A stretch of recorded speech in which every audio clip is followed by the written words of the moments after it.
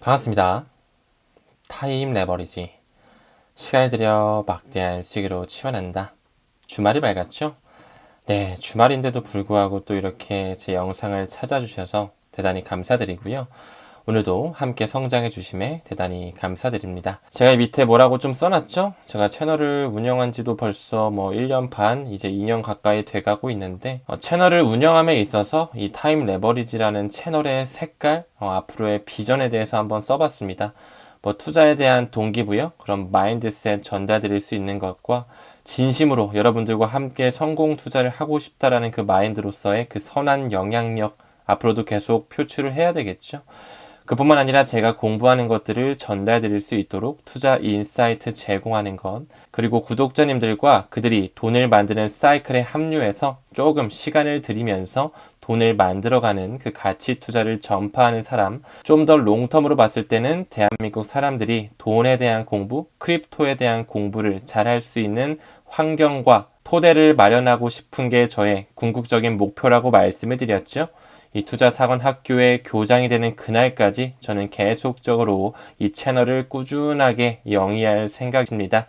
오늘도 저의 성공의 과정에 함께 해주심에 대단히 감사드립니다. 제 6차 컨퍼런스가 9월 28일 토요일로 이제 거의 날짜를 픽스 시켰고요. 시간 또한 오후 2시에서 4시 정도, 이 2시간 정도 어느 정도 시간을 픽스 시켰습니다. 이번에는 토큰 포스트 여러분 잘 알고 계시죠? 대한민국 1위의 미디어 업체와 그리고 인피니트 블록이라고 하는 대한민국의 공식 가상자산 사업자 VASP라고 하는 라이선스를 취득하고 있고 리플의 공식 밸리데이터로서 합류하고 있는 이 회사와 함께 같이 한번 만들어 보려고 하고 있습니다. 이미 파트너십은 체결이 완료가 됐고요. 항상 제가 하던 대방역 인근에서 좀 하려고 하다가 공사 이슈가 좀 있어가지고 장소를 구하는 중에 있거든요. 혹시라도 우리 구독자 선생님들 중에 서울 인근에 컨퍼런스 할 만한 장소 좀 있으면 추천해 주시면 감사하겠습니다. 아무래도 200명에서 약 300명 정도 모시려고 하는데 마땅한 장소 찾기가 조금 어렵거든요. 이 부분에서 혹시라도 조금 주변에 괜찮은 장소가 있다라고 하시면 저에게 개인적으로 연락 주셔서 추천해 주시면 대단히 감사하겠습니다. 자, 그러면 천천히 좀 시작해 볼까요? 트론의 창시자죠. 이 저스틴 선의 추정 주소가 2월 달부터 계속적으로 이더리움을 매집해 오고 있습니다. 1.5조 원 상당의 이더리움을 매집했다?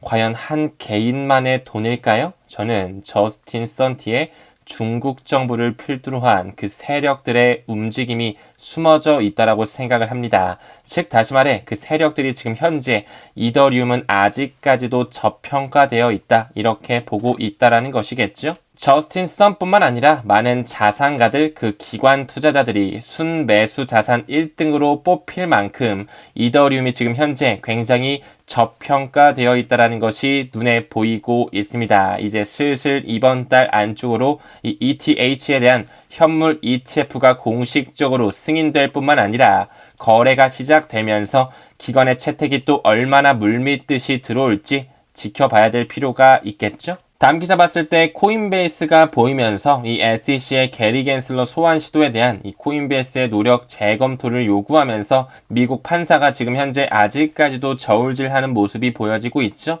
역시나 코인파는 잡음이 아직까지는 좀 많이 존재합니다. 리플의 소송뿐만 아니라 바이낸스, 크라켄, 코인베이스까지 아직까지 소송에 대한 완전한 마무리 단계가 오지 못했다라는 것, 저는 오히려 이것을 호재로 받아들여야 되지 않을까라는 생각이 드네요. 요즘에 XRP의 가격이 조금씩 뭔가 꿈틀거리는 듯한 모습이 보여지고 있죠. 가격이 녹색으로 바뀌면서 거래량 또한 폭등하고 있는 모습이 보여지고 있습니다.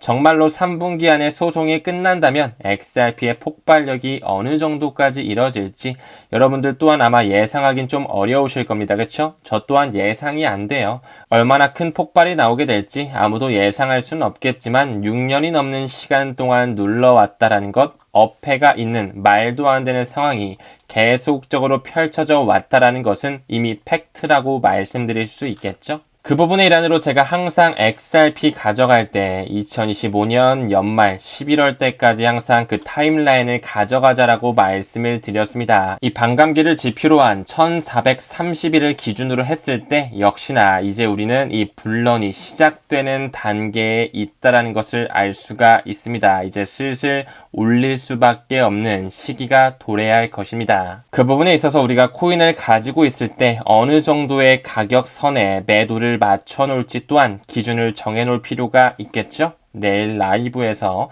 저의 개인적인 생각을 전달해 드리도록 하겠습니다. 다음 기사 봤을 때 마이크로 스트래티지의 공식 홈페이지고요. 이제 슬슬 그들 또한 10분의 1로 주식을 분할한다고 발표를 했네요. 주가가 워낙 많이 올랐다 보니까 이제 슬슬 주식을 분할하려고 하고 있구나 이렇게 좀 보여지거든요. 이 나스닥에 상장되어 있는 마이크로 스트래티지의 주가 흐름을 1년 단위로 봤을 때 역시나 굉장히 큰 폭으로 상승했다라는 것, 지난해 대비해서 약 250% 정도 올라서 벌써 1350달러 정도 하고 있습니다. 역시나 이 마이크로 스트래티지의 뒷배를 봤을 때는 이 월가를 뒷받침하고 있는 주류들이 어깨를 나란히 하고 있다라고 말씀을 드렸습니다. 뭐 블랙록뿐만 아니라 그 워렌 버핏을 필두로 한 버크셔 해서웨이가 굉장히 큰 대주주로 들어가 있는 뱅크 오브 아메리카뿐만 아니라 피델리티 역시 마이크로 스트래티지의 대주주로서 등극했던 이력이 있다라는 거.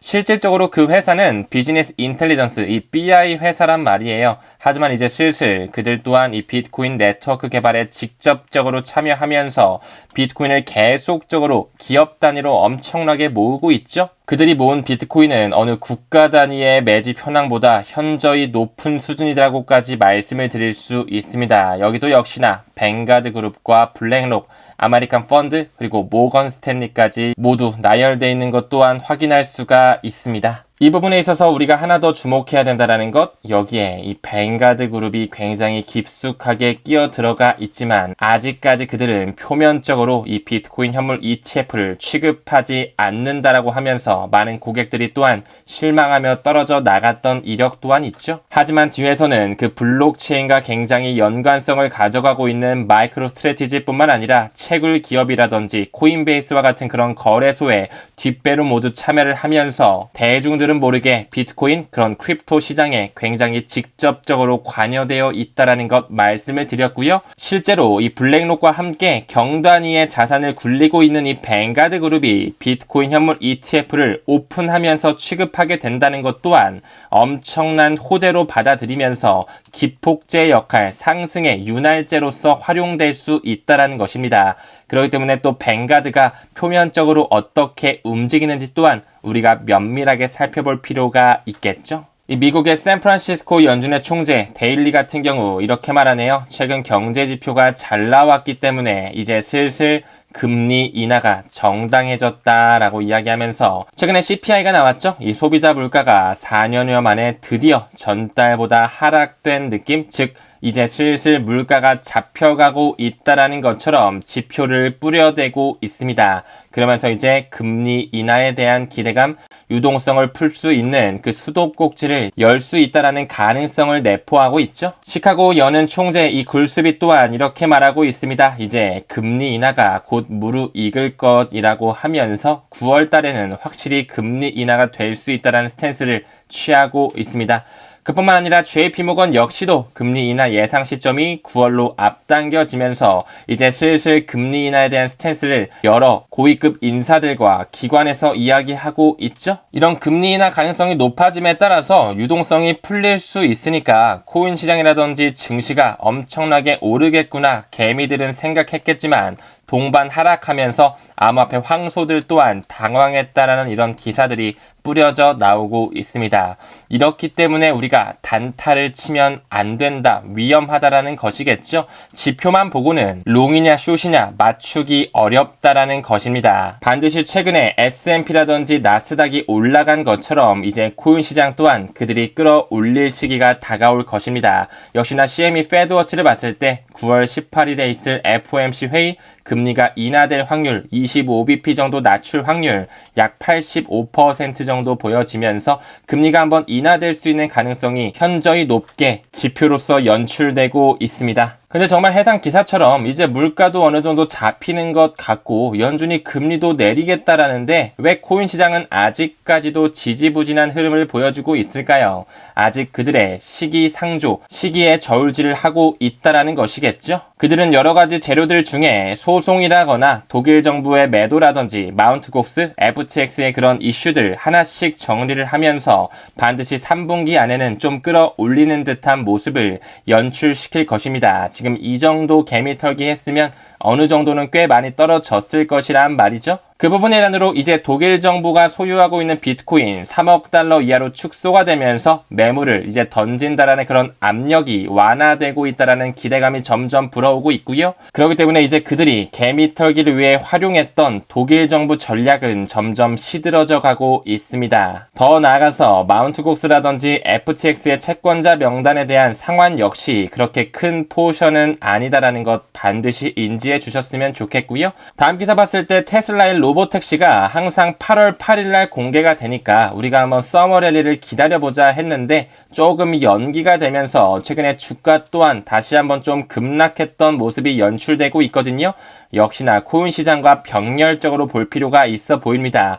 그들이 끌어올릴 시기가 조금 함께 같이 연기가 됐다라는 것뿐 반드시 그 시기가 3분기 안에는 좀 도래하지 않을까? 이런 생각 가지고 있습니다. 다음 기사 봤을 때 미국의 대통령 선거 이제 길어봤자 3개월, 3개월 반 정도 남은 것 같은데요. 역시나 암호화폐 유권자의 영향력이 막강하다는 것을 이 둘 다 알고 있기 때문에 특히나 바이든 정부 또한 알고 있기 때문에 FIT21 법안 반드시 통과를 시킬 수밖에 없는 시점이 11월 안쪽으로는 나올 수밖에 없다라는 거 반드시 우리가 주목해야 될 하나의 이슈가 되겠죠. 그리고 실질적으로 이 트럼프가 코인으로 기부금을 받고 있는 부분에 있어서 그 선거운동 자금을 코인으로 받고 있는 부분에 있어서 리플 XRP가 들어가 있고 제가 항상 강조드렸던 도지라든지 시바 이누가 들어가 있다라는 것 이미 그들의 채택이 끝났다라는 것을 반증한다라는 것 다시 한번 강조드리고 싶습니다. 한 번 더 나아가서 폴리곤이 나오고 있죠.